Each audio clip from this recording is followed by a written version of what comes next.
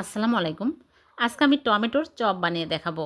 এই টমেটোর চপ খেতে কিন্তু দারুণ মজার। টক মিষ্টি খেতে অসম্ভব মজার। প্রথমে টমেটো আমি এইরকম করে পাতলা পাতলা করে কেটে নিয়েছি।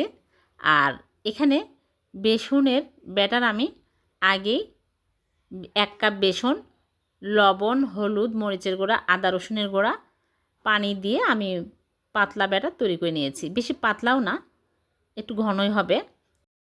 তারপরে টমেটোগুলো আমি একটা করে ব্যাটার মধ্যে চুবিয়ে তারপরে গরম তেলের মধ্যে দিয়ে উল্টিয়ে পাল্টে ভেজে নেব। খুবই মজার এই টমেটো চপগুলো, একবার হলেও বানিয়ে দেখবেন। যখন এরকম সুন্দর কালার হবে তখনই তুলে নিচ্ছি। হয়ে গেল ভীষণ মজাদার, উপরে মুসমুসে আর ভিতরে টমেটোর পুরে ভরা চপ। এভাবে বানিয়ে দেখবেন, দারুণ মজার হয়। ভালো লাগলে লাইক, কমেন্ট, শেয়ার করে দেবেন। পেজটিকে ফলো দিয়ে রাখবেন। আল্লাহ হাফেজ।